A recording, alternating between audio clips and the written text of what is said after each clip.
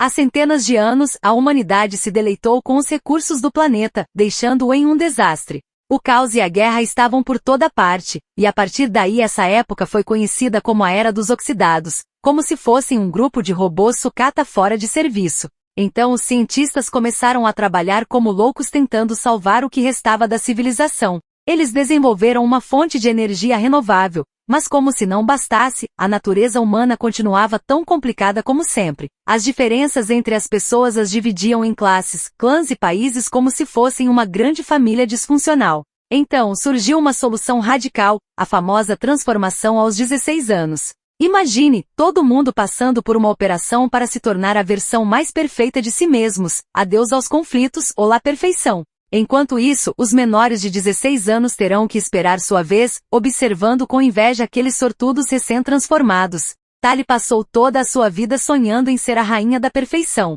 Seu melhor amigo, Pérez, será operado em breve, mas até lá, os dois costumam escapar durante a noite como um par de fugitivos, para espiar aqueles que já passaram pela cirurgia. Tali fica boquiaberta ao ver que nenhum deles parece se sentir excluído ou infeliz, que inveja ela sente. Mas a pobre Tali terá que esperar mais 3 meses pela sua operação, enquanto seu amigo Pérez será transformado amanhã mesmo. Eles se conheceram quando crianças, depois que os pais de Tali a levaram para a escola, onde ela teria que ficar até completar 16 anos. Parece que nosso amigo Pérez, também conhecido como Narizon por causa de seu nariz que parece uma antena, se tornou super amigo de Tali, a quem apelidou de Bisca, pois seus olhos são levemente tortos.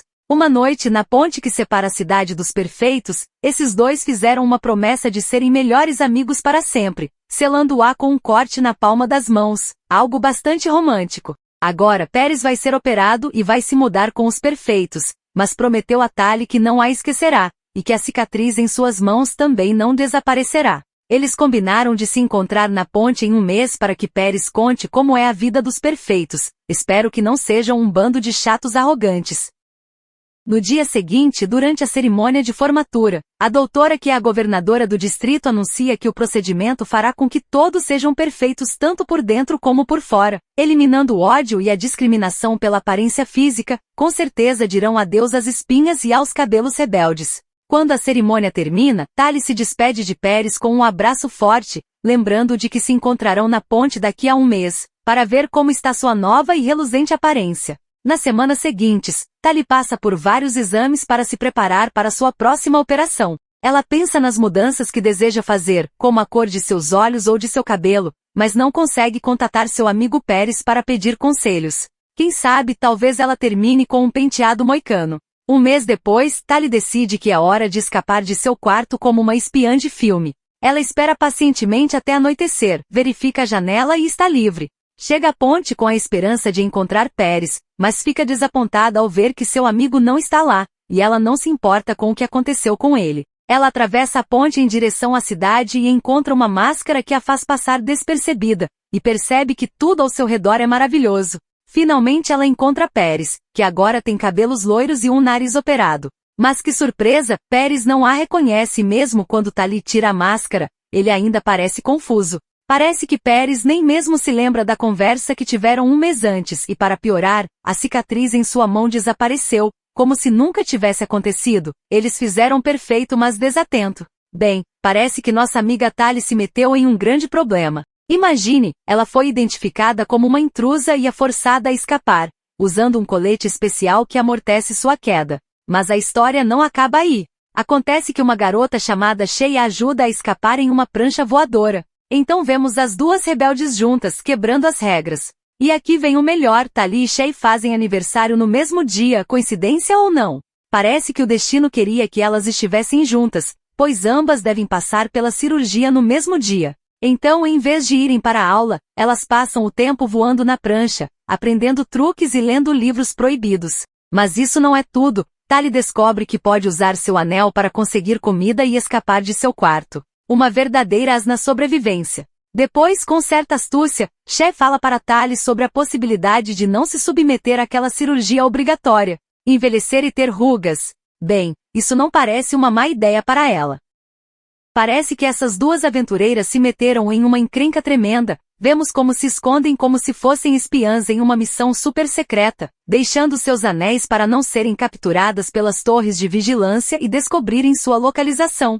Em seguida, elas sobem em suas pranchas magnéticas como se tivessem se tornado mutantes ou algo do tipo, e chegam a uma cidade com ruínas enferrujadas de uma antiga montanha-russa. E para completar, entram em um prédio como se fossem fazer uma festinha clandestina, mas não. Shay começa a acender uma fogueira com pedras e aço como se fosse uma cavernícola. E então Shay solta uma bomba para Tali e confessa que não vai fazer a cirurgia, mas sim quer escapar para um lugar chamado O Fumo, onde as pessoas não são julgadas pela aparência, mas sim são apreciadas pelo que tem no coração. Com certeza é um paraíso para hippies. Shay também comenta que um homem chamado David é o líder do Fumo, mas antes pede para prometer que não vai sair por aí fofocando sobre isso, e diz que a levou até ali para mostrar o lugar, e também porque decidiu sair de lá e evitar a cirurgia. Ela revela que depois que fazem a cirurgia e se tornam perfeitos, se tornam marionetes, sem a capacidade de pensar por si mesmos. Então, pede a Tali que tenha coragem de ir com ela para serem livres, mas nossa protagonista se coloca no modo "este é o sonho da minha vida", e se recusa porque deseja ser perfeita, não livre.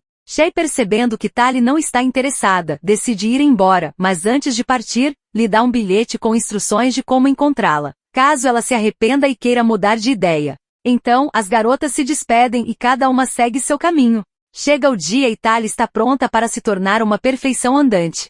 Chega a assembleia e eles a levam para a sala de operações, mas descobrem que Shay escapou, pois acreditam que um tal de David lavou seu cérebro. A doutora Keppel pede a Tali que os ajude a encontrar Shay, pois acredita que ela pode ter informações, mas Tali se recusa a falar. Como punição, adiam a cirurgia e a devolvem ao seu dormitório, até que decida cooperar. De repente, aquela noite deixou de ser aborrecida para Tali, que recebe uma visita inesperada de Paris. Ela fica animada e começa a pular de alegria, contando tudo o que está acontecendo, como se Paris já não soubesse. Depois de ouvir o drama, Paris recomenda que ela solte a língua para poderem estar juntos na cidade. Mas Paris se desculpa, explicando que seu comportamento é diferente porque depois da cirurgia, as coisas não são mais as mesmas. Tali decide vestir o macacão de detetive e ajudar a doutora Keppel. Resulta que supostamente David é um cara muito perigoso, que planeja atacá-los com uma arma e destruir a cidade, pois acredita que seu estilo de vida é melhor. Adra avisa Tali que David tem Shay sob seu controle, e se tentar escapar, ele pode se machucar. Então ela encarrega Tali da missão de encontrar essa arma antes que seja tarde demais, e dá a ela um colar mágico para ajudá-la a localizá-la quando encontrar a arma. Agora preparem-se para a aventura mais louca e delirante de Tali. Nossa protagonista começa sua jornada em uma montanha-russa desenfreada. Em seguida, segue as pistas do trem até chegar a um muro gigante, pronto para escalar, afinal, ela é a rainha das escaladas extremas. Mas espere, a loucura não para por aí. Ela atravessa um caminho em ruínas como se estivesse em busca de tesouros escondidos, e finalmente chega a um campo de flores brancas, como uma princesa em busca de seu príncipe encantado. Enquanto isso, a doutora Keppel encontra Paris e agradece por convencê-lo a ajudar Tali. Paris admite sentir sensações estranhas ao ver Tali, sensações que não tinha desde sua cirurgia, como se estivesse com borboletas no estômago. A doutora fala sobre o novo programa que promete clareza mental para pessoas como ele, como um para-brisa para o cérebro. Depois de sua jornada, Tali acorda com dificuldade para respirar, cercada por um incêndio. Sorte dela que David, o herói do dia, aparece e a resgata como uma princesa em perigo. David, mestre em esconder-se, encontra um rastreador em sua prancha, mas nada de estranho no colar que ela usava. Quando a doutora Keppel descobre que o rastreador foi removido, fica furiosa e envia 2 agentes especiais para procurar em um raio de 10 quilômetros, como cães de caça atrás de um gato esquivo. Enquanto isso, David leva Tali a um local onde ela deve provar sua lealdade e encontra sua amiga Shay, feliz em vê-la. Parece que Tali se meteu em encrenca. À noite, Shay pergunta quem deu o colar a Tali. Ela mente e diz que foi Paris. Tali tenta convencer Shay a voltar para a cidade, mas ela se recusa e pede para ela conhecer primeiro as pessoas do humo. No dia seguinte, Tali descobre que as orquídeas, aquelas belas flores, na verdade são tóxicas e destrutivas. Então David e seu grupo, como verdadeiros piromaníacos, decidem usar um velho helicóptero para eliminá-las com fogo. Enquanto Shay queima as plantas, Croy percebe movimento inimigo, o que obriga David a fazer um pouso de emergência digno de um piloto de acrobacias. Nesse momento, Shay cai do helicóptero como um saco de batatas e Tali, sendo a leal amiga que é, pula atrás dela como um cachorro resgatando sua dona. Juntas conseguem escapar, embora os soldados pareçam mais congelados do que um picolé diante das chamas, pois não são afetados. Portanto, depois de tudo, elas chegam a Humo. Aqui as pessoas cultivam sua própria comida, trabalham em equipe e nem mesmo usam dinheiro. Em vez disso, todos compartilham e fazem trocas. Nossa amiga Tali chega a este lugar e começa a procurar pela suposta arma secreta, mas percebe que aqui não precisam disso. Esses jovens vivem em harmonia com a natureza, ao contrário daquela cidade louca onde as pessoas se sentem solitárias e inseguras, que nem mesmo têm tempo para ler, aprender ou sonhar. Então Tali está pronta para se tornar uma guerreira da floresta, mas é claro que suas delicadas mãos não estão acostumadas a tanto trabalho duro, e ela acaba com bolhas por todos os lados. Mas isso não a deteve, ela aceita feliz que seu amigo David lhe ensine a usar a besta, mesmo que suas mãos fiquem como um balão. E falando em David, ele resulta ser um filho criado e nascido por seus pais na fumaça, e ela fica maravilhada com essa revelação. Eles estão tão próximos que quando David vê as pobres mãos doloridas de Tali, ele lhe dá suas próprias luvas. Shay, a amiga, ao ver isso, explica a Tali que essas luvas são como uma relíquia sagrada, pois David as fez com suas próprias mãos, e se ele as deu é porque está apaixonado por ela. Agora Shay está pedindo a ela que tome uma decisão, ficar ou ir embora. Porque não é justo nem para David nem para mim, que nós nos apegamos a você e ainda não se decidiu. Além disso, ela diz que está convencida de que essas pessoas são mais boas do que uma fatia de pão fresco, e muito menos terão uma arma de destruição em massa. Então um dia, enquanto está conversando sozinha com David, Tali pergunta sobre essa suposta arma, e o rapaz a leva até uma cabana e lhe apresenta seus pais. Ela se surpreende muito porque David parece um clone, é idêntico aos seus pais, algo que não acontece na cidade. Então os pais contam a Tali que antes de viver na fumaça, eram cirurgiões estéticos do estado, imaginem só isso. A mãe de David trabalhava no Comitê de Padrões Morfológicos, então tinha acesso a todos os dados médicos. E o pai de David, bem, esse homem é um gênio. Ele tentava desenvolver uma cirurgia mais segura, porque a cada ano algumas pessoas morriam por causa dessas operações. Isso ninguém sabia, porque era um segredo bem guardado. O pai de David descobriu um padrão de lesões cerebrais que adormeciam as pessoas e tiravam sua capacidade de pensar claramente, deixando-as com uma felicidade falsa.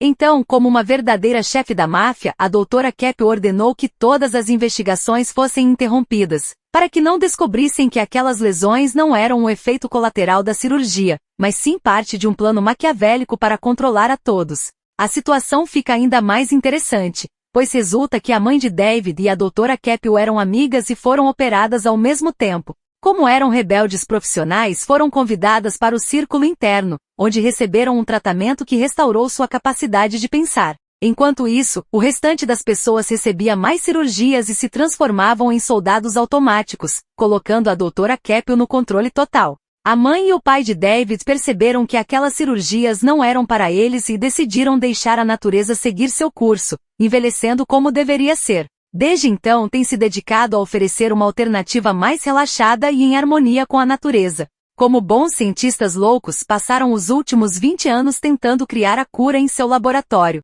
Conseguiram criar a base do soro, mas estão em busca de um ingrediente sintético para curar lesões cerebrais. Segundo a doutora Capel, este é o segredo de destruição em massa que David possui. Mas quando encontrarem o ingrediente que falta, terão que testá-lo com a necessidade de utilizar cobaias, apesar dos possíveis efeitos colaterais como convulsões, danos cerebrais ou até mesmo a morte, um plano bastante arriscado. A pobre Tali percebeu que estava totalmente errada e decidiu se livrar daquele colar. Quando encontrou com David, tentou confessar suas verdadeiras intenções, mas ele não a deixou terminar e disse: "O que importa é quem você é agora, meu amor." Tali admitiu que talvez seja um pouco feia, mas David, sendo o cavalheiro que é, disse que ela era a mulher mais bonita do mundo para ele, e se beijaram. Mas é claro que não poderiam aproveitar seu momento romântico, pois um forte barulho os acordou e descobriram que não eram soldados comuns, mas sim seres com força e velocidade sobre-humanas. Tali e David tiveram que se esconder e assistir à captura de todos. Mas olha só o que temos aqui, Tali fica em choque ao perceber que entre esses soldados destruidores está seu amigo Paris. E os pais de David, que bonitinhos, estão dando tudo de si para deter a doutora Capel, mas nem brincando, tudo se transforma em um verdadeiro show de horrores. A doutora está procurando por David em todos os lugares, e quando não o encontra, ela pede a Paris que mate seu próprio pai. Que loucura, homem! Tali, a pobre, aparece toda chocada, incapaz de acreditar no que seu melhor amigo fez. Mas não para por aí, a doutora Capel reconhece Tali e a entrega a todos, incluindo Shay e David, e para piorar, anuncia que o procedimento para tornar todos perfeitos já está programado, e os submeterá à cirurgia, queiram eles ou não. Mas com sua inteligência e agilidade, Tali consegue chegar a uma cabana e fazê-la explodir, ganhando tempo suficiente para escapar. Agora vamos para o lado selvagem, já que temos alguns bravos heróis aqui. E ao ver o pobre David desolado, Tali e Shay dizem a ele, nem loucas vamos te deixar sozinho, amigo. Então, Tali ordena à sua equipe leal que crie uma distração no céu, e as alarmes tocam por todos os lugares. Os soldados saem correndo loucamente para investigar, e enquanto isso, Shay e David se infiltram no prédio onde os prisioneiros estão. Mas cuidado, um guarda está chegando, mas David não hesita, o domina e pega seu anel. Que habilidoso rapaz! Com a ajuda do anel conseguem libertar sua gente. Enquanto isso, capturam Shay e a levam direto para a cirurgia. Enquanto David e sua mãe tentavam impedi-la, a pobre garota já havia sido aprimorada, e agora parece uma boneca de porcelana, com um comportamento que faria até Robocop ficar pálido. E quem chega depois, nem mais nem menos que Paris e a doutora Capel, obrigando-os a entrar em uma daquelas máquinas para a cirurgia. Agora a doutora se mostra como uma verdadeira ditadora, segundo ela, se deixar as pessoas escolherem, acabarão com o mundo. Por isso ela e sua elite estão selecionadas para guiá-los pelo caminho certo. Que cínica! E justo quando a cirurgia estava prestes a começar, Croy aparece com seu lança-chamas e começa a queimar tudo. Mas a mãe de David aproveita a confusão para encontrar o componente sintético que precisava, no meio do caos. Para finalizar, Tali leva Shay e todos escapam. Mas depois encontram Paris, que tenta lembrar a Tali da amizade deles. Mas David, como bom protagonista de ação, não confia e entra em confronto com ele. Tali luta contra Paris, mas resulta que nosso amigo é mais forte que um touro. Então Tali usa aquelas pranchas voadoras para empurrá-lo para a borda, mas o astuto se agarra com uma mão e no último momento, reconhece sua melhor amiga. Justo antes de cair, graças a essas pranchas, eles conseguem escapar e chegar à cidade em ruínas. Lá, a mãe de David confia em completar a fórmula milagrosa para a cura. Enquanto isso, Tali tem esperança de curar Shay, mas ela não quer de jeito nenhum. Então, a mãe de David diz, de jeito nenhum, não vou experimentar em alguém que não deseja. Mas Tali, como uma garota corajosa, se oferece como cobaia, a mais arriscada da história. Ela está disposta a ser operada, mesmo correndo o risco de a doutora Capel mandá-la para o outro mundo, mas promete não esquecer quem realmente é, com a esperança de que David a perdoe e volte por ela. E no final, Tali chega à sua nova casa com uma nova aparência e super feliz por ser perfeita, e assim termina esta história fascinante. Ok, amigos, isso é tudo por hoje. Convido-os a se inscrever, nos dar um like e deixar seus comentários. Me despeço até a próxima oportunidade.